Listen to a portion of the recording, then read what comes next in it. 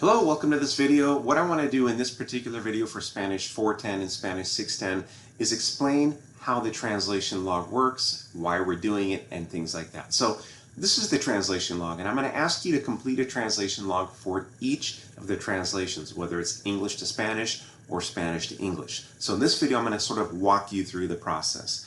Now, you're going to complete a translation log for each translation, and I think it's important just so it helps you to reflect on what you're doing. Right? All right, so I want to remind you that my 5-step model for translation is interpretation of the source text, analysis, how does it create its meaning, strategizing, thinking about the equivalence orientation and the translation approach, finally reformulation. So it's not until we get to step 4 that we're actually doing the translation itself, the reformulating of the source text message into the target language, and then the review step. Now, if you look at the translation log, each of these phases or steps in my model is represented. Part 1 here we have interpretation and analysis, so I sort of collapse those two steps. Part 2 is the strategizing part, equivalence orientations and translation approach. Part 3 is when you're actually translating. So I also want to back up and just mention, this is super important, that you do steps 1 and steps 2 of the log before you ever even start to translate a single word. It's not until you get to step 3 that you've actually started translating. Step 4 is when you're done, you're going to review the translation, and step 5 is reflection, thinking about lessons learned. So let's go ahead. I've emphasized now that we're going to do some of it before, some of it during, and some of it after. Let's go ahead and look at a sample source text. Okay? The source text that I've chosen is this one here. What is this? Well, this is a letter from the Chief Operating Officer of Starbucks to the company's shareholders. It's a shareholder letter. Here on Investopedia, which is a website that talks about business, they define what a shareholder letter is, right? It says a shareholder letter written to by a firm's top executives to its shareholders to provide a broad overview of the firm's operations throughout the year. So that's our genre.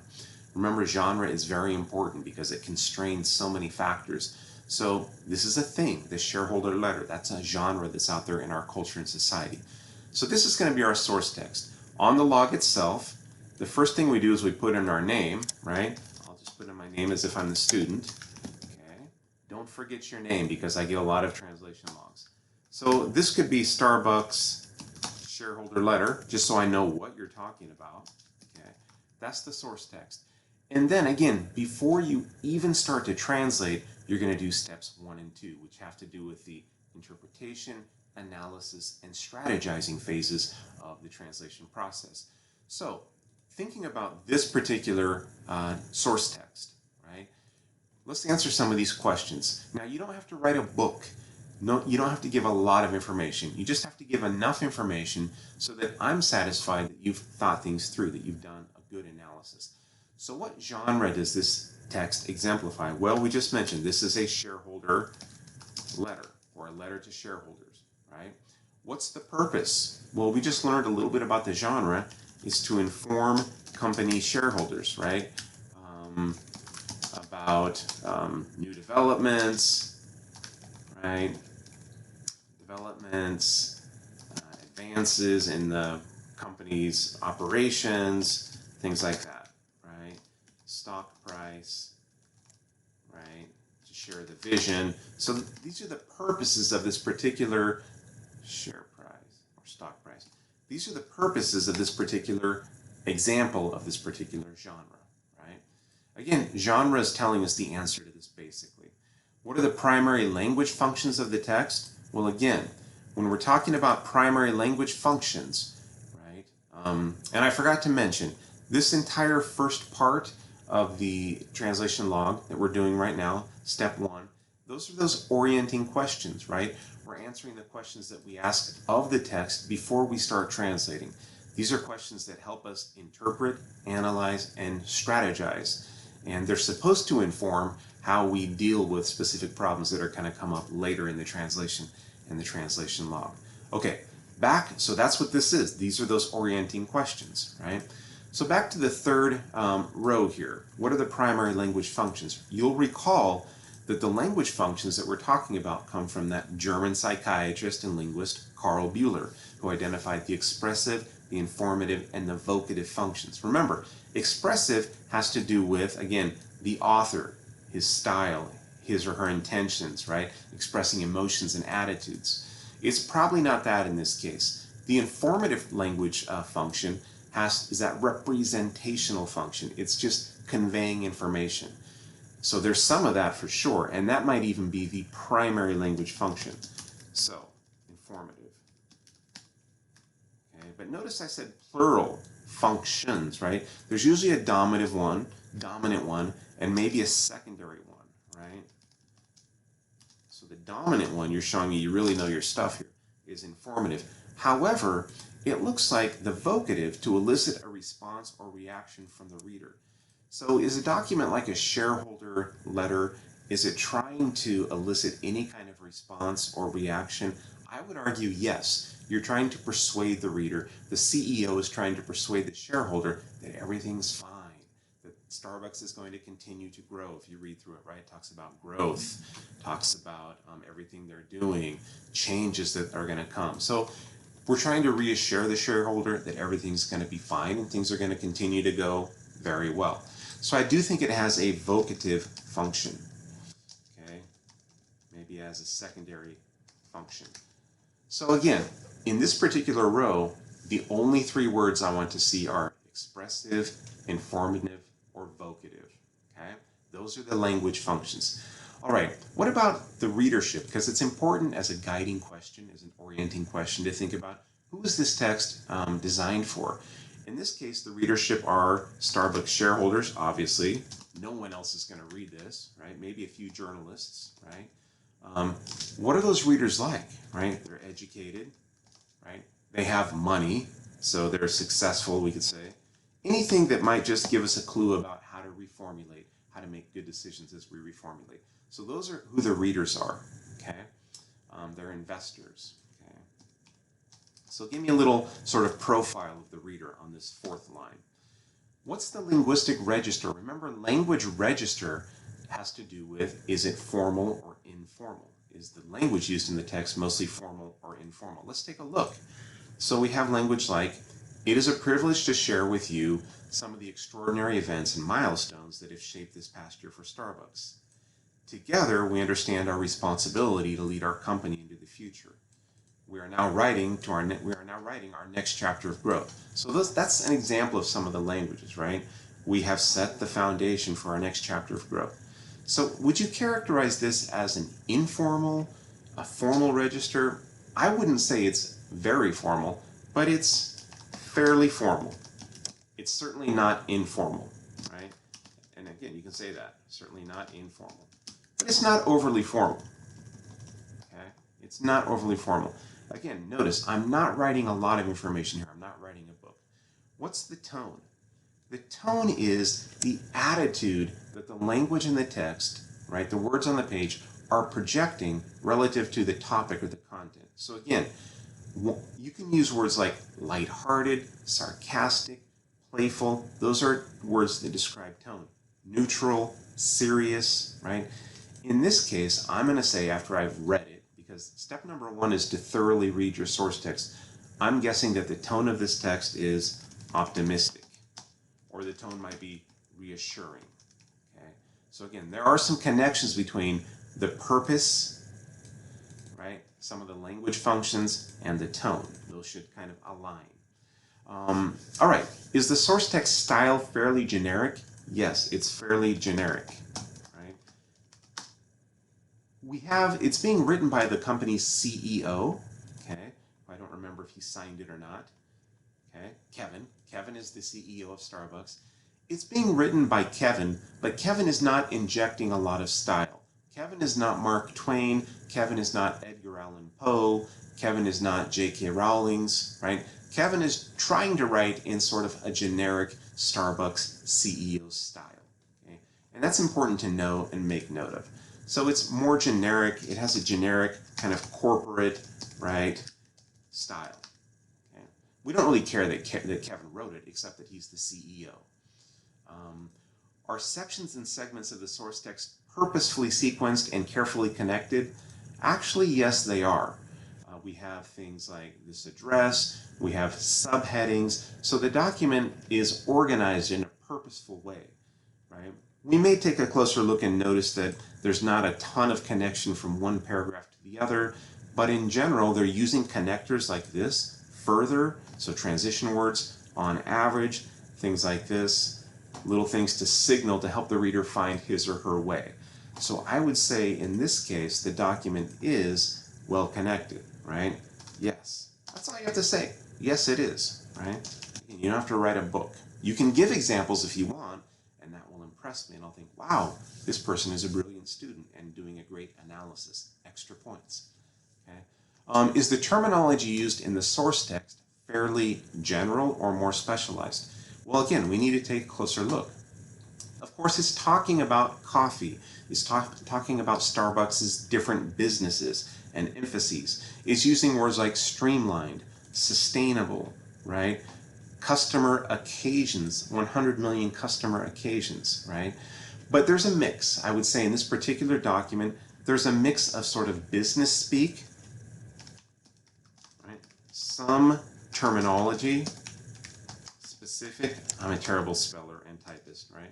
Some terminology specific to Starbucks operations, right?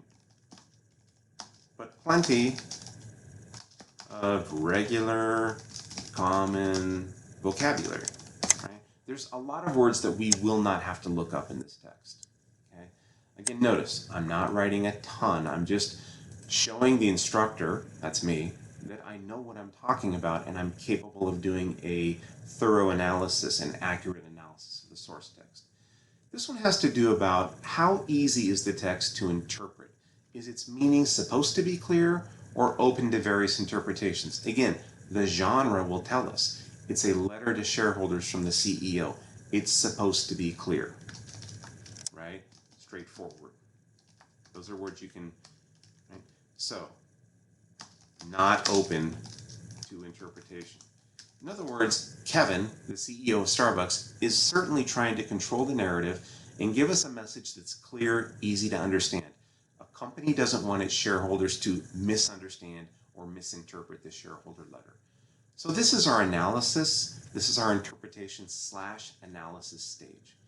Let's move on then and talk about the strategizing stage, right? This encompasses two phases. We're going to think about the equivalence orientation, and we're going to think about what translation approach we should adopt.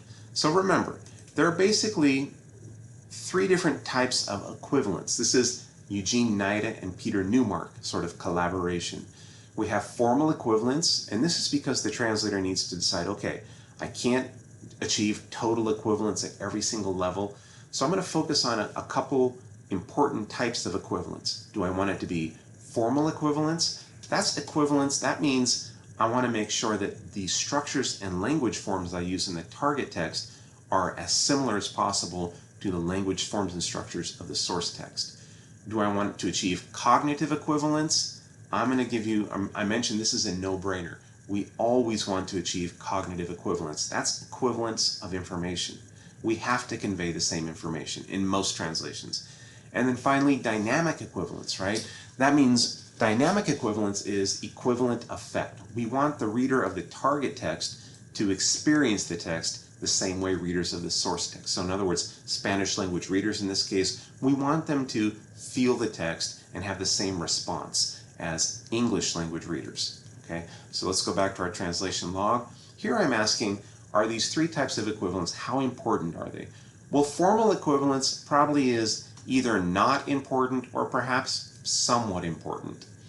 Cognitive equivalence, to convey identical information, that is going to be always, I should just leave this box checked because it's always very important. Dynamic equivalence, to make sure the reader, source or target text reader, experiences the text and has the same response, is probably very important as well. Okay, again, that's going to line up with, we have some vocative and informative, right? Informative, vocative, okay? All right, so this is either somewhat or not, right? It's certainly not going to be a priority. So all these decisions we're making should help us to make the next decision in our strategizing phase, which is which overall approach to translation will an effective translation reflect, okay? Will it be a faithful approach? And again, going back to our approaches, right? These three approaches down here at the bottom, you can kind of see how things line up. If we're saying that formal equivalence is not very important, it's probably not a faithful approach. We're not trying to replicate this text's style, because Kevin is not using his own personal style. Kevin is writing in a generic Starbucks corporate style for shareholders. We're not going to want to do creative, because the particular effects of this text on the reader are sort of minor, right? We're not trying to cause any emotional impression or anything like that we need to use language super creatively. We're not doing a trans creation or a creation that's super free.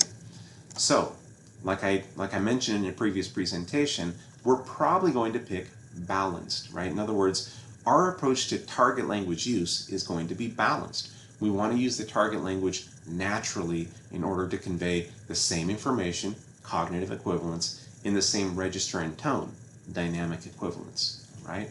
So many times, if our equivalence, right, looks like this, cognitive dynamic, we're going to pick balanced, because an effective translation is most likely to result if we use the target language naturally with the goal in mind of achieving, communicating the same information in the same register and tone.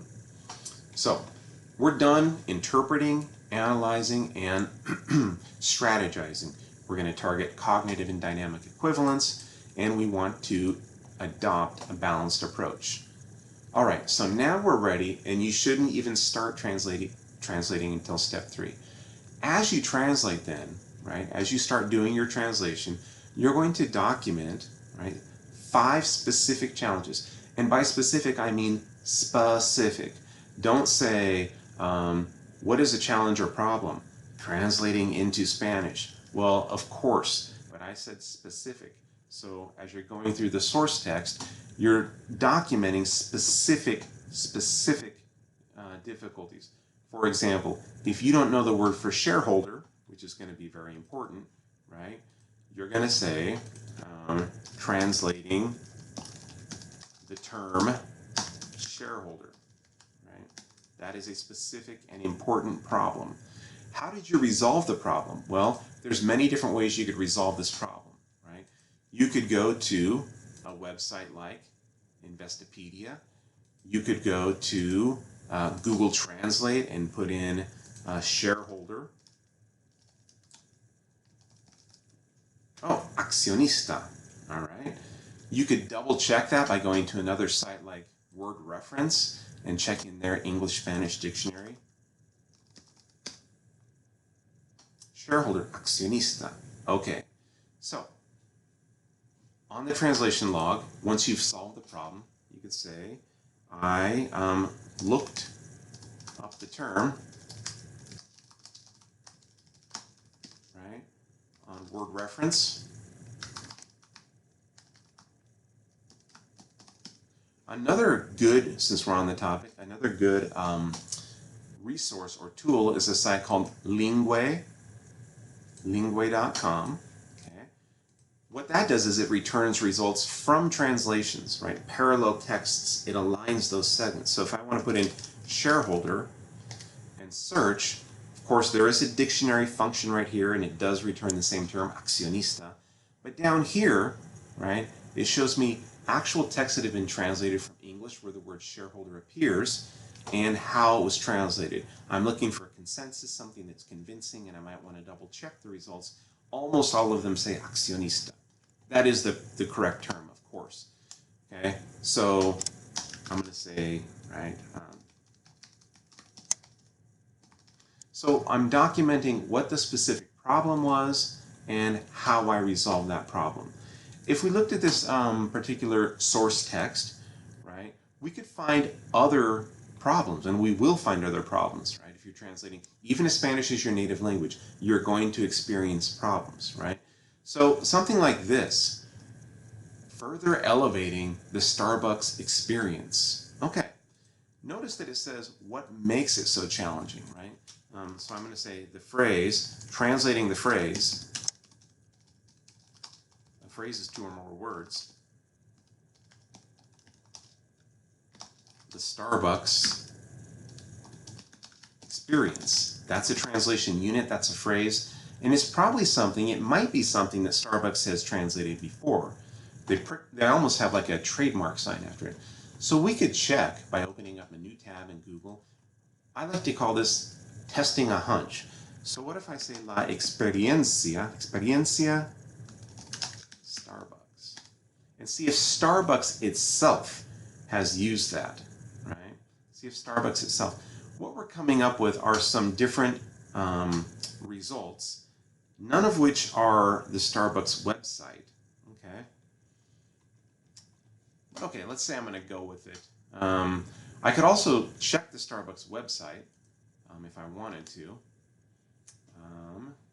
By the way, this is their investor relations website.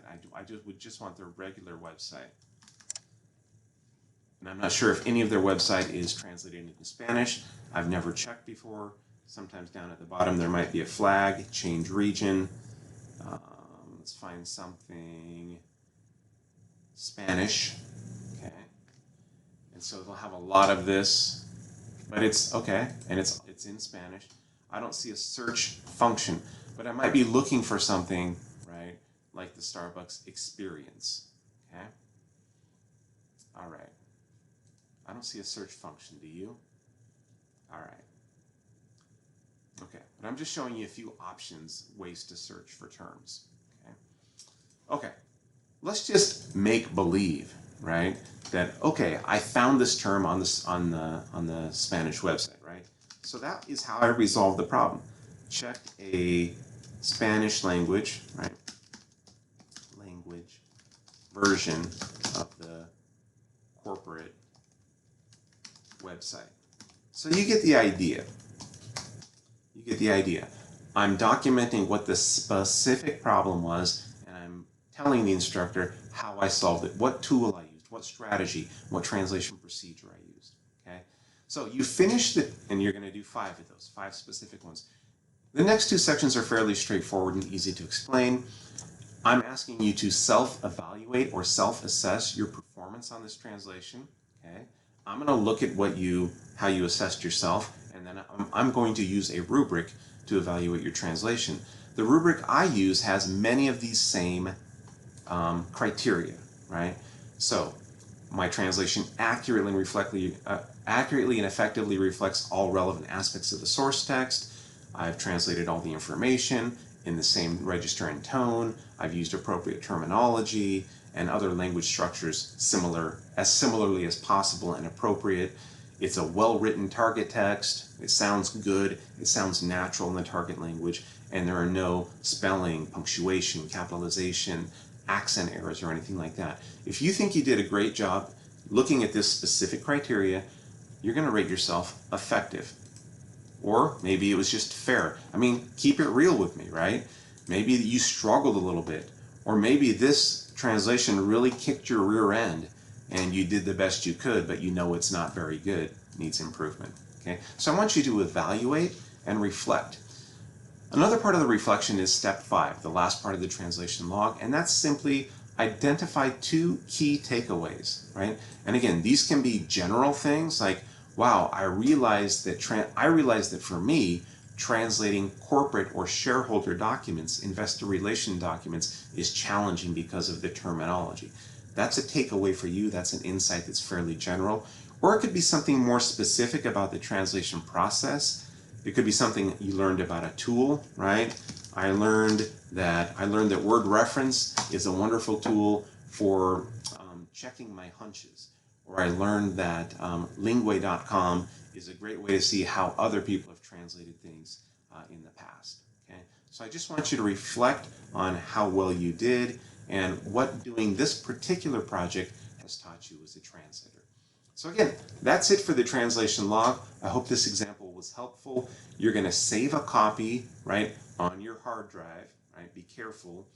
And then you're going to upload a copy or turn in a copy with each translation that you do.